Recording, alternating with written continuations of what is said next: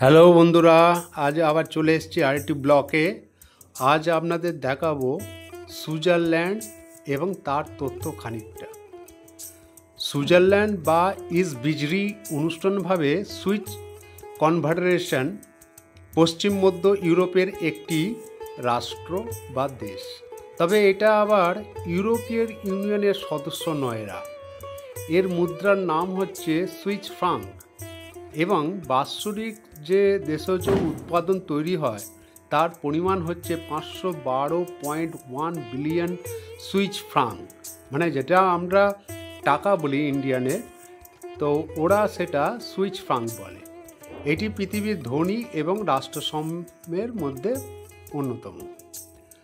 আর এদের জনসংখ্যা হচ্ছে 9.034 মিলিয়ন।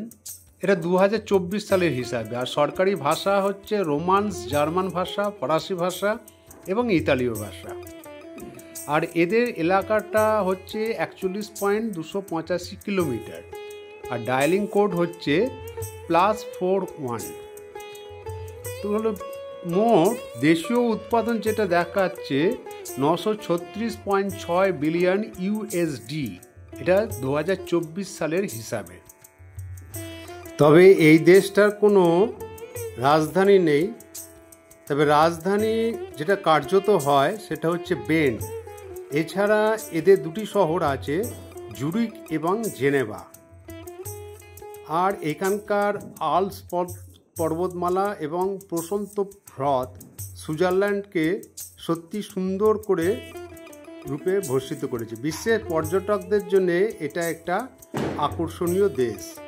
তবে আর একটা ব্যাপার হচ্ছে সুইজারল্যান্ডকে বিশ্বের সবচেয়ে কম দুর্নীতিগ্রস্ত দেশ হিসাবে স্থান দিয়েছে। সত্যি এই দেশটার মানে বলতে গেলে খুবই পরিবেশ থেকে সৌন্দর্য দিক দিয়ে অনেক এগিয়ে। আর সুইজারল্যান্ডের ঘড়ি, ট্রেন এবং চকলেট এটা তো বিশ্ববিখ্যাত, এটা সবাই জানে। শুধু তাই নয়, সুইজারল্যান্ডের যে সুইস ব্যাংক কালো টাকা নিরাপদে সংরক্ষণের জন্য কুখ্যাত, এটাও একটা ব্যাপার আছে।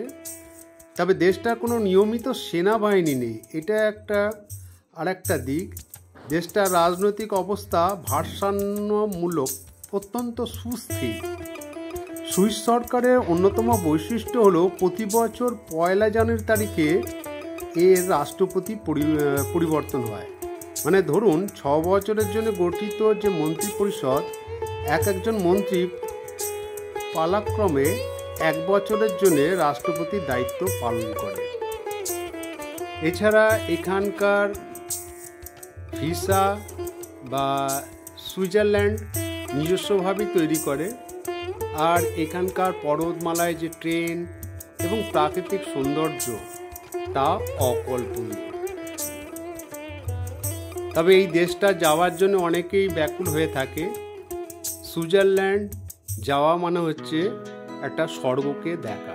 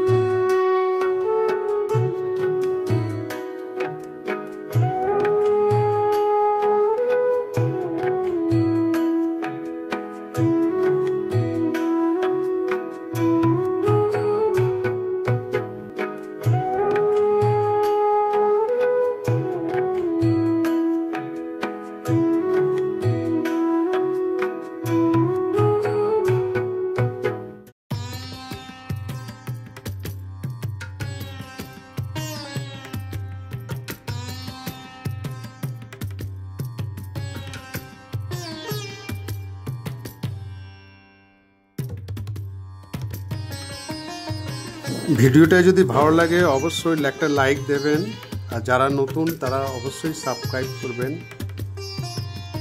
আর শেয়ার করবেন, অবশ্যই শেয়ার করবেন। তাহলে পরবর্তীকালে ভিডিও করতে আমার সুবিধা হবে।